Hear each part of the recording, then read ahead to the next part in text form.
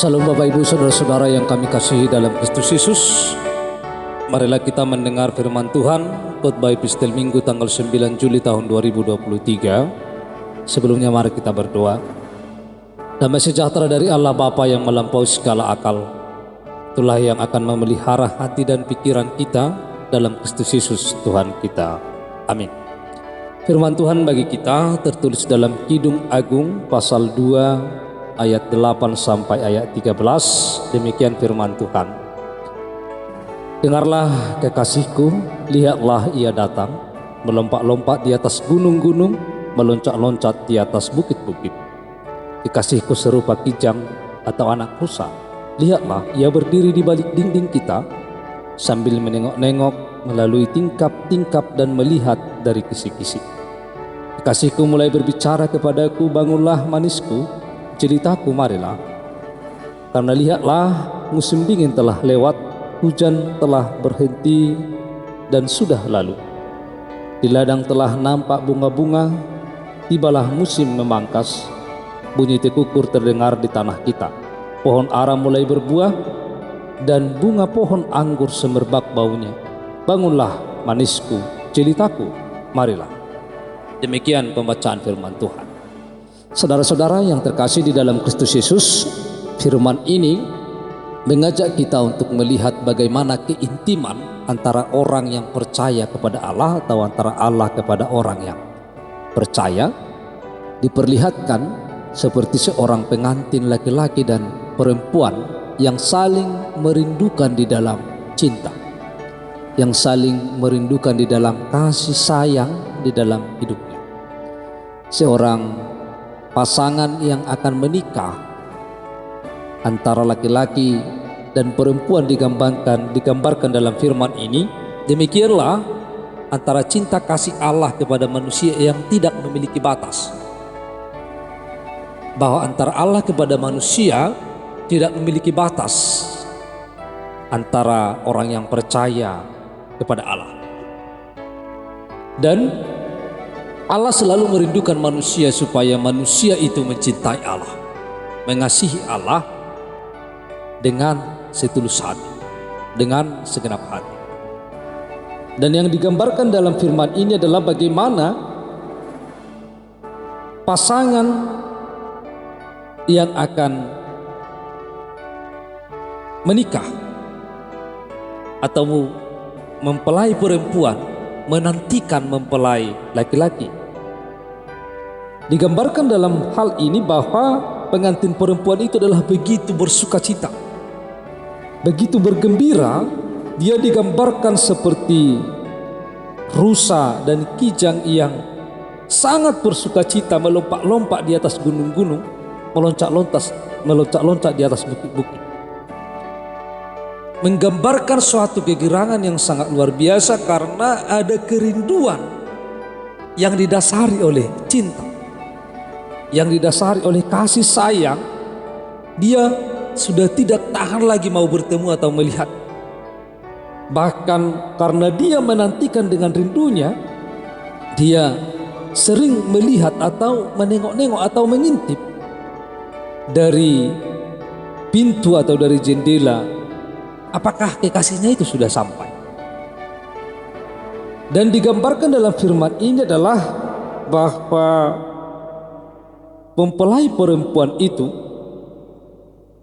dia sudah merasakan apa yang akan terjadi bahagianya nanti ketika mereka bisa bersama, ketika mereka bisa bertemu dan bersama bertatap muka dan merasakan cinta kasih, bahwa ada suatu kebahagiaan yang dia rasakan.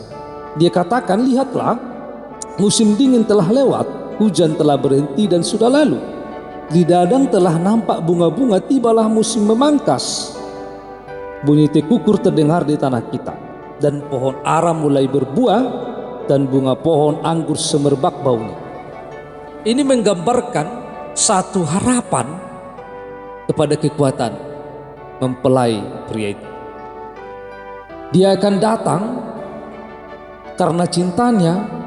Dia memiliki pengharapan dan kekuatan di dalam Tuhan.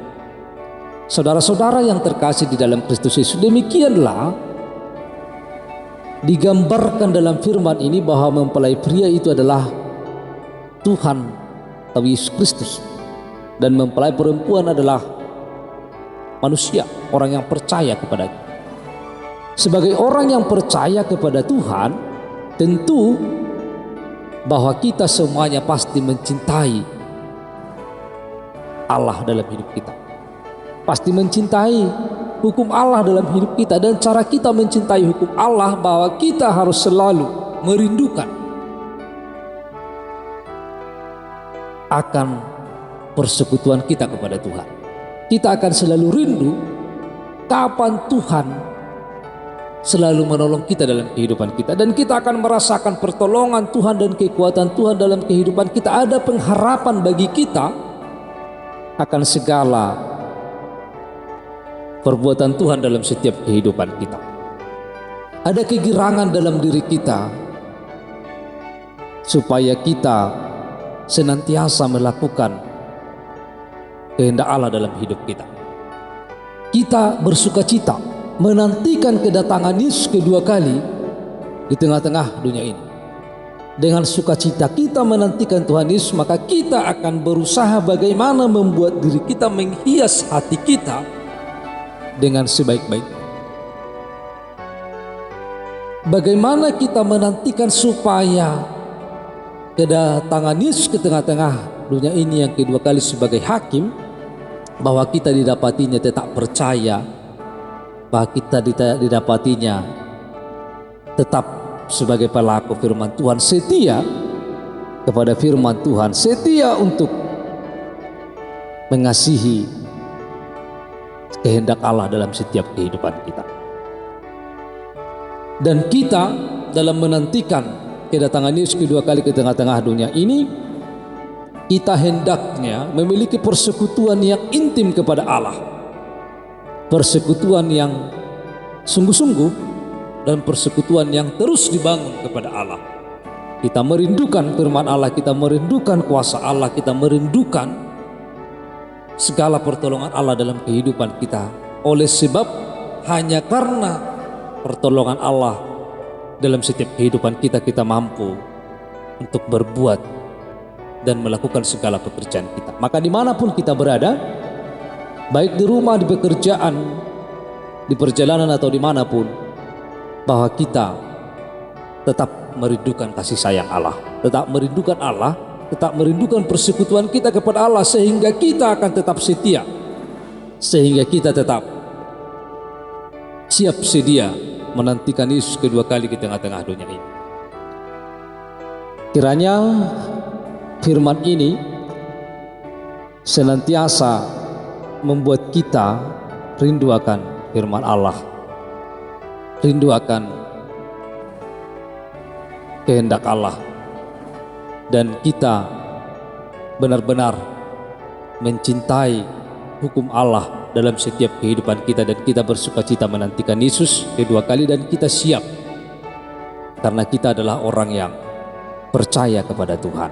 Amin, kita berdoa. Ya Tuhan Allah Bapa kami yang di surga, kami telah mendengar firman-Mu. Penuhilah hati kami dengan kuasa Roh Kudus-Mu, sehingga firman-Mu dapat kami lakukan dalam hidup kami. Dalam nama Kristus Yesus kami telah berdoa. Amin.